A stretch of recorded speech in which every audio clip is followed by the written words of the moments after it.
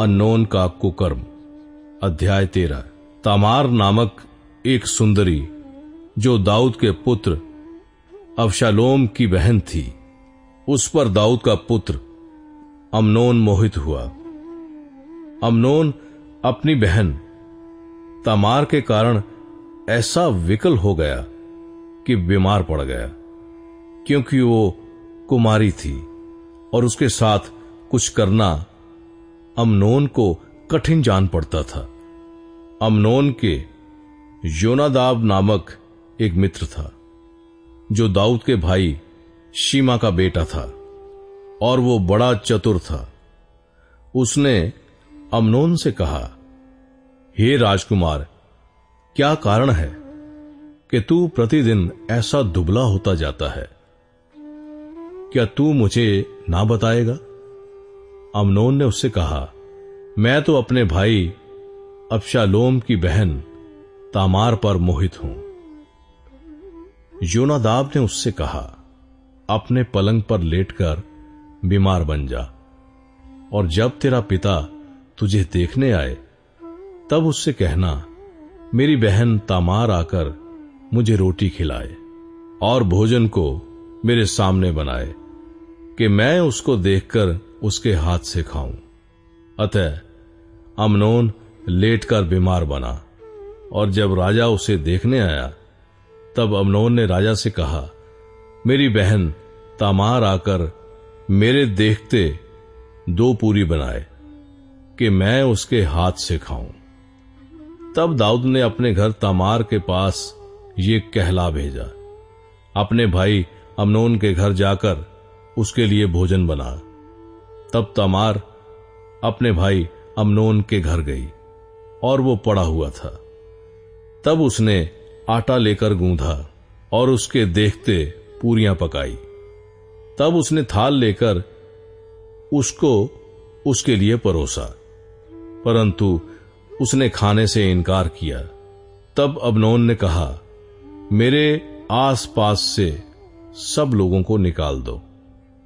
तब सब लोग उसके पास से निकल गए। तब अम्नोन ने तामार से कहा, भोजन को कोठरी में ले आ कि मैं तेरे हाथ से खाऊं। तो तामार अपनी बनाई हुई पूरियों को उठाकर अपने भाई अम्नोन के पास कोठरी में ले गई।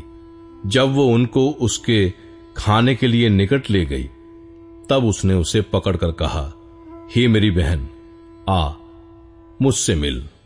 उसने कहा, हे मेरे भाई, ऐसा नहीं, मुझे भ्रष्ट ना कर, क्योंकि इस्राएल में ऐसा काम होना नहीं चाहिए। ऐसी मूढ़ता का काम ना कर। फिर मैं अपनी नाम धराई लिए हुए कहां जाऊंगी, और तू इस्राएलियों में एक मूढ़ गिना जाएगा। तू राजा से बातचीत कर, वो मुझको तुझे ब्याह देने के लिए मना ना करेगा। परंतु उसने उसकी ना सुनी, और उससे बलवान होने के कारण उसके साथ कुकर्म करके उसे भ्रष्ट किया। तब अम्नोन उससे अत्यंत बैर रखने लगा, यहां तक कि ये बैर उसके पहले मोह से बढ़कर हुआ। तब अम्नोन ने उससे कहा, उठकर चली जा। उसने कहा, ऐसा नहीं, क्योंकि ये बड़ा उपद्रव अर्थात मुझे निकाल देना उस पहले से बढ़कर है जो तूने मुझसे किया है। परंतु उसने उसकी ना सुनी। तब उसने अपने टहलुए जवान को बुलाकर कहा, इस स्त्री को मेरे पास से बाहर निकाल दे और उसके पीछे किवाड़ में चिटकनी लगा दे। वो तो रंग बिरंगी कुर्ती पहने थी, क्योंकि जो राजकुमारियां कुंवारी रहती थीं वे ऐसे ही वस्त्र पहनती थीं।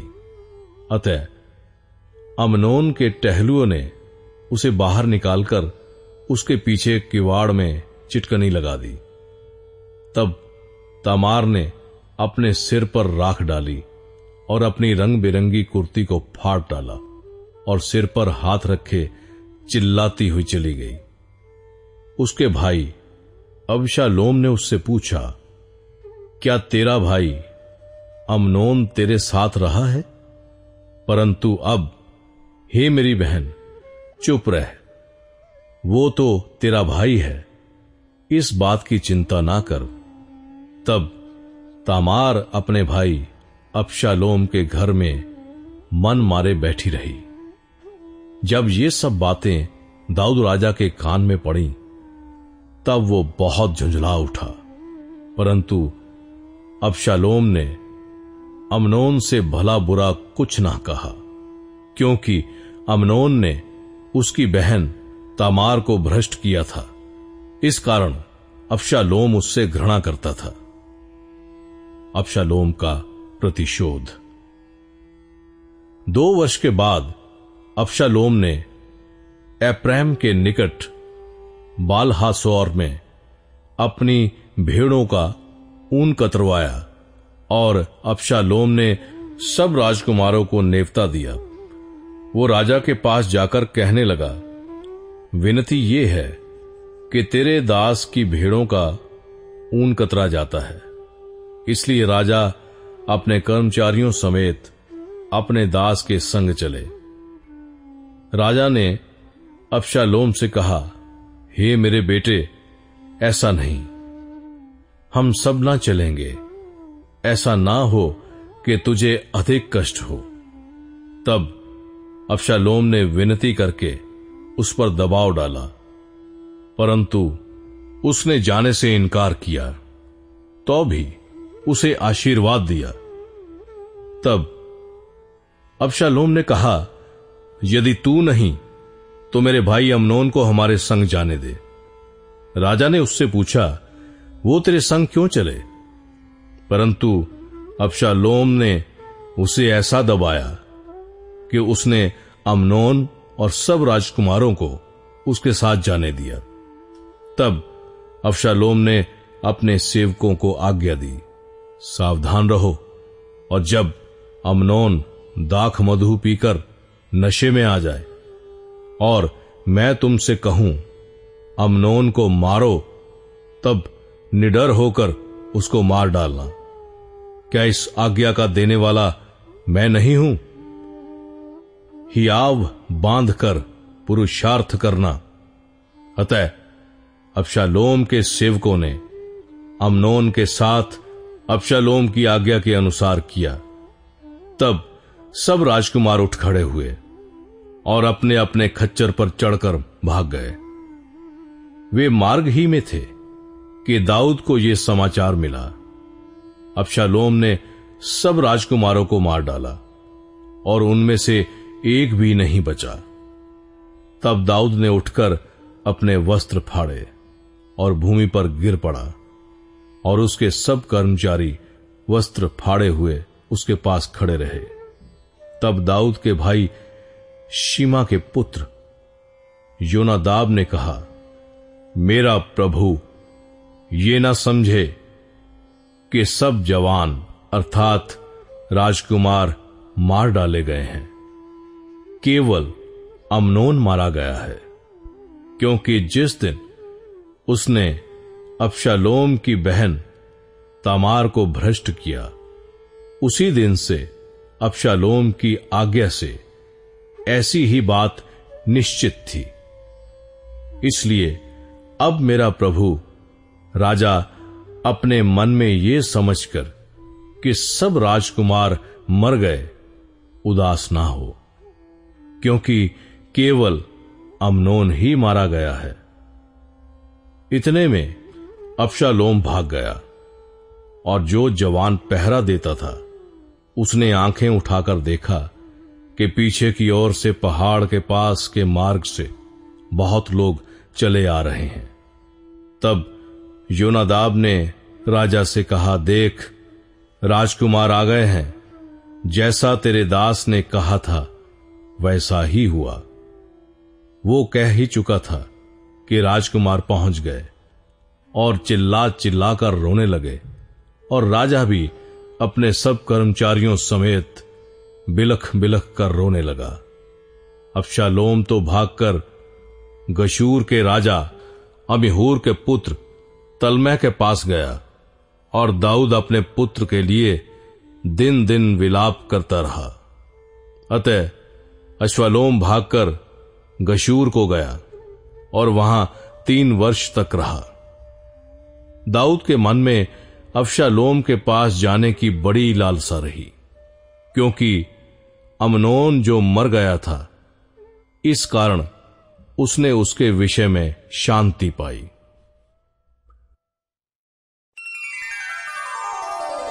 वो आपकी युक्ति और अबशालोम की वापसी। अध्याय 14।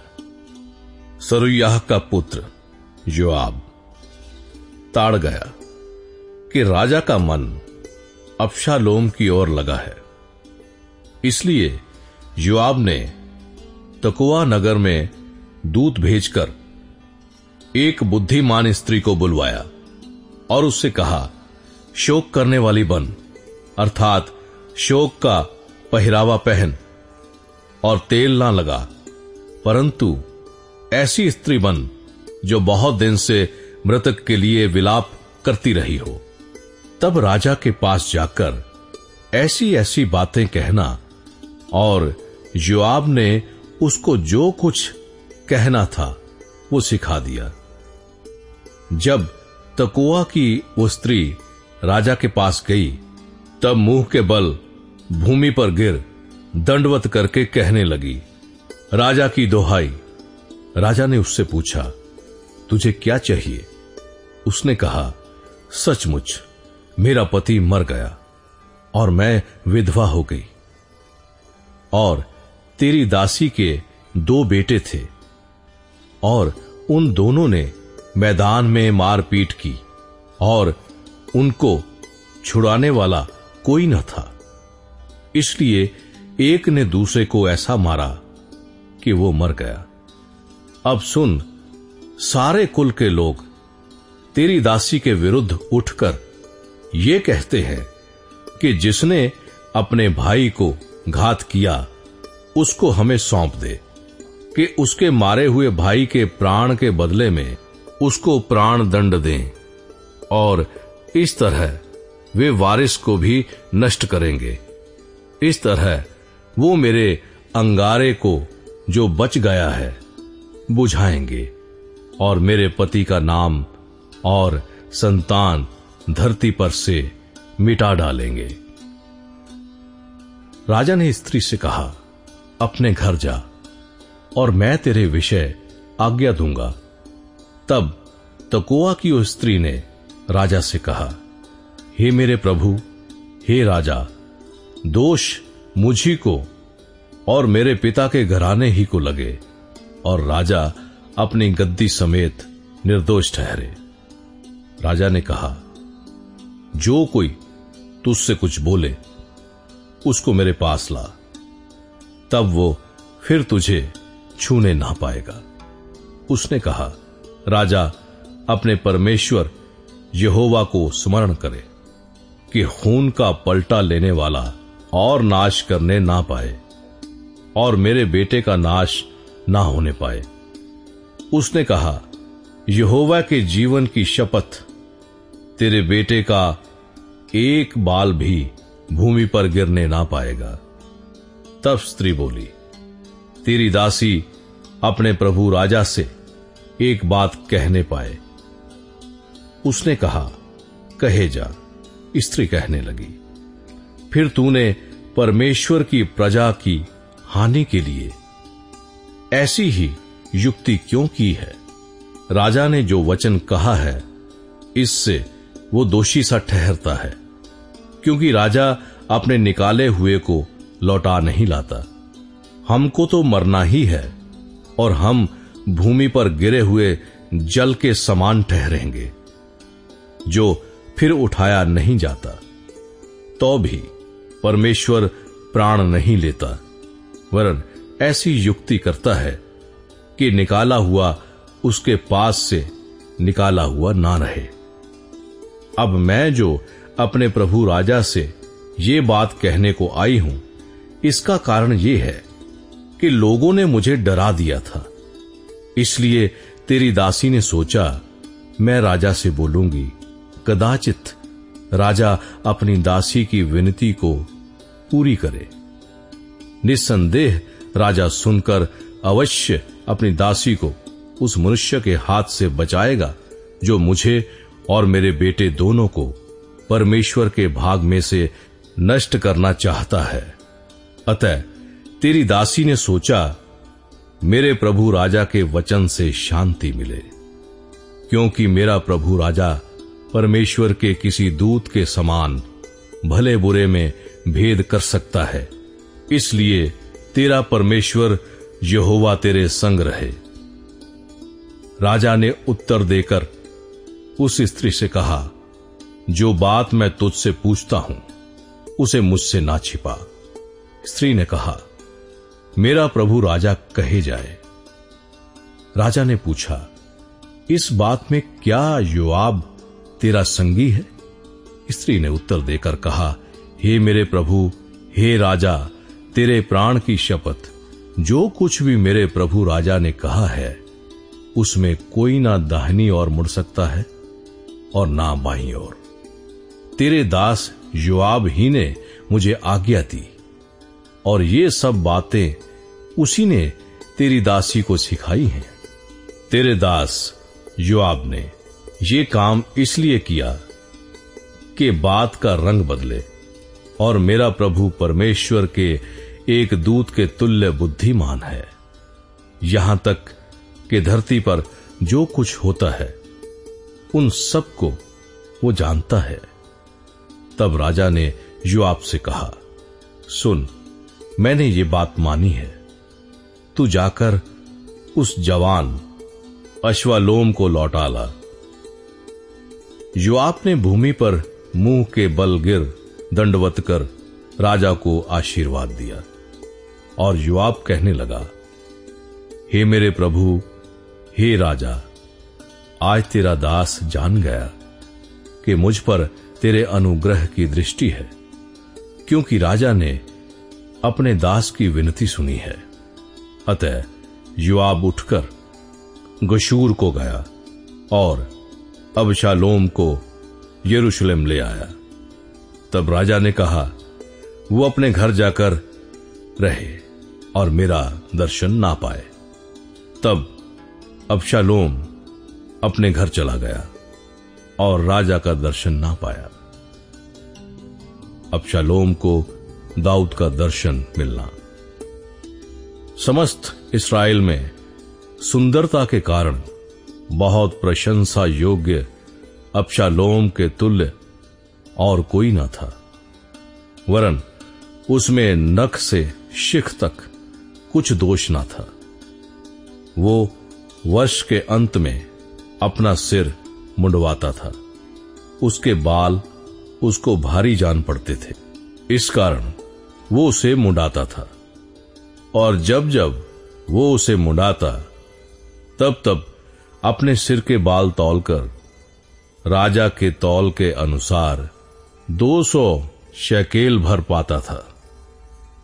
अबशालोम के 3 बेटे और तामार नामक एक बेटी उत्पन्न हुई थी।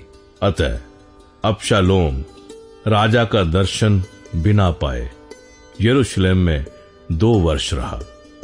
तब अबशालोम ने योआब को बुलवा भेजा कि उसे राजा के पास भेजे, परंतु योआब ने उसके पास आने से इनकार किया।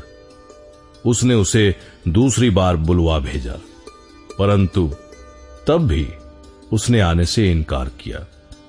तब उसने अपने सेवकों से कहा, सुनो, योआब का एक खेत मेरी भूमि के निकट है और उसमें उसका जौ खड़ा है। तुम जाकर उसमें आग लगाओ। इसलिए अबशालोम के सेवकों ने उस खेत में आग लगा दी। तब योआब उठा और अबशालोम के घर में उसके पास जाकर उससे पूछने लगा, तेरे सेवकों ने मेरे खेत में क्यों आग लगाई है? अबशालोम ने योआब से कहा, मैंने तो तेरे पास ये कहला भेजा था, यहां आना कि मैं तुझे राजा के पास ये कहने को भेजूं, मैं गशूर से क्यों आया? और अब तक वहां रहता तो अच्छा होता। इसलिए अब राजा मुझे दर्शन दे, और यदि मैं दोषी हूं तो वो मुझे मार डाले। तब योआब ने राजा के पास जाकर उसको ये बात सुनाई, और राजा ने अबशालोम को बुलवाया। अतः वो उसके पास गया और उसके सम्मुख भूमि पर मुंह के बल गिर के दंडवत की, और राजा ने अबशालोम को चूमा।